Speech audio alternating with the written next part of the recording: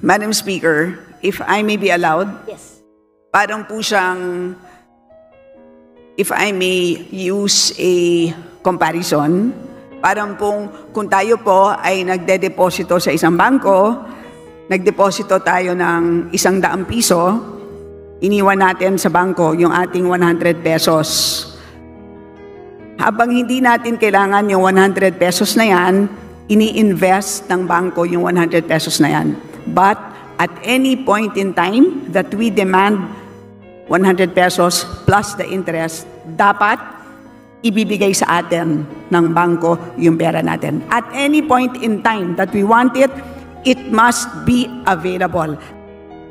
So ganun po ang konsepto ng earmarked revenues. Congress earmarks a certain portion, kinokolekta ng ahensya ang revenue, dinedeposito sa treasurer, habang hindi ginagamit ang cash, gagamitin muna ang cash sa pagpapatakbo ng buong government kasi po ang pangongolekta ng buwis hindi naman po January 1. Meron na tayong buwis. Paano natin babayaran ang sweldo ng ating mga page, ang sweldo ng mga government employees? Wala po tayong ibabayad sa inyo na sweldo kung hindi natin gagamitin ang cash na yan. Pero at any point in time that an agency demands those earmarked revenues, the Treasury must be able to make those funds available. Ganyan po ang ibig sabihin ng earmarked revenues. Madam Speaker, saan po nakasulat na ganun ang ibig sabihin ng earmarked revenues? Na pwede siyang gamitin pag hindi ginagamit pa.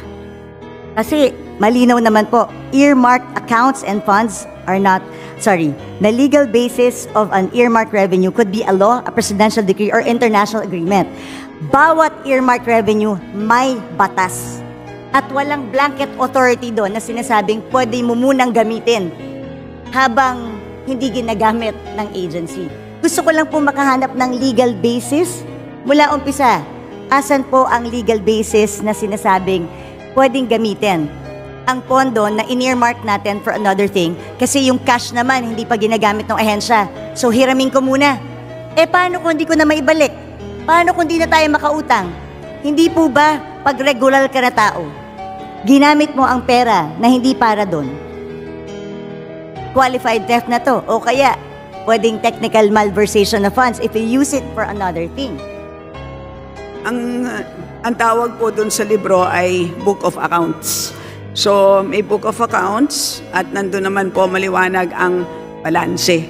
So at any point in time na kung na-question... Madam Speaker, ulitin ko, ano pong batas ang nagsasabi na pwedeng gamitin pangsamantala ang earmarked revenue?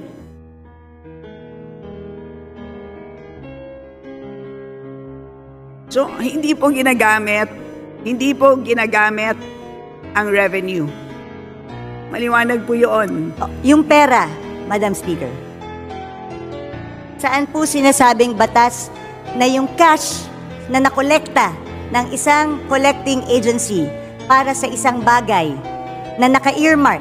Kaya po tayo nagpasa ng batas sa Kongreso. Gusto ko itong SUF para lamang sa free wifi. O meron na siyang 24 billion na cash na nakadeposito.